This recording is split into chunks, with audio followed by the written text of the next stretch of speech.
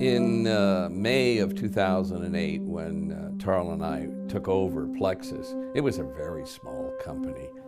I mean, we had a couple of products, but the thing that bothered us is we had a terrible comp plan. It was called a binary. And if you look at a binary, it looks like, wow, this would be easy to do. It's got two legs, you load those up and you're in business, but you got to have the legs balanced to some degree.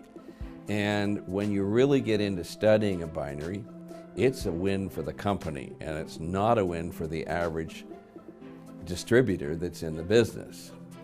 So Tarl and I got to work and did some research and found a plan. We thought, now this one is way better and it's fair. It was called a forced matrix. So all excited that we'd found the answer to replace the binary, I took off for Canada. And I land in Seattle, which was my first stop, and Tarl's on the phone. Guess what?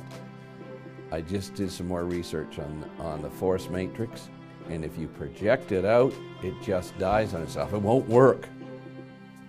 So I am discouraged beyond, what are we going to do? So the next day I had lunch with one of our executives that was with the company in Seattle, and told him the situation. He says, well, what are you going to do? I said, I really got no idea at this point.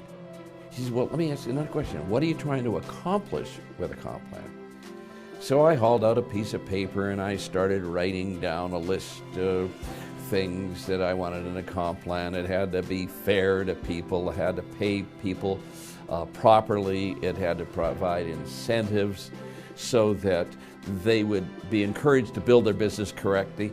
But mainly we want to make sure that it was all balanced. We wanted people at the top making money, but people all the way down in the organization making money.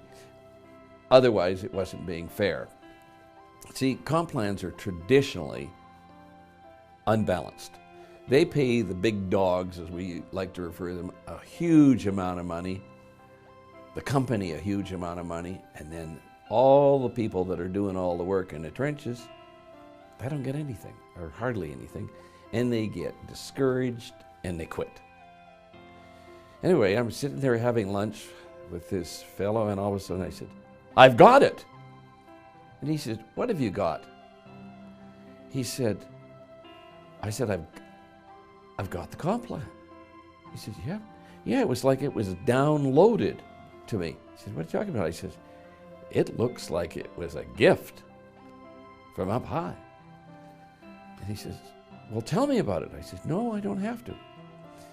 And I was so confident I had the plan, I hopped in my car and started heading back to Victoria. Stopped off to see a few friends and then arrived home. And I didn't even touch it that day that I got home. I waited till the next morning, sat down and wrote the whole thing out.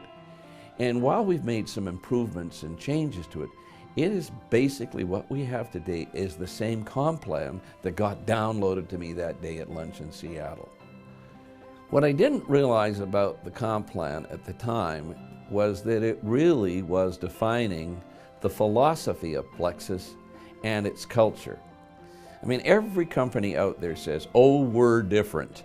And then, 3-4 months down the road, you find out they aren't different. They're just like every other company out there. When we said we're different, we meant it.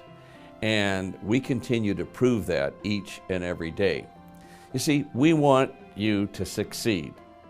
And I don't care how many other plans you've tried and how many other companies, we want you to come on board here because we want you to be successful. We want you to get to the point where you can enjoy financial freedom. That's the kind of comp plan and that's the kind of company we are.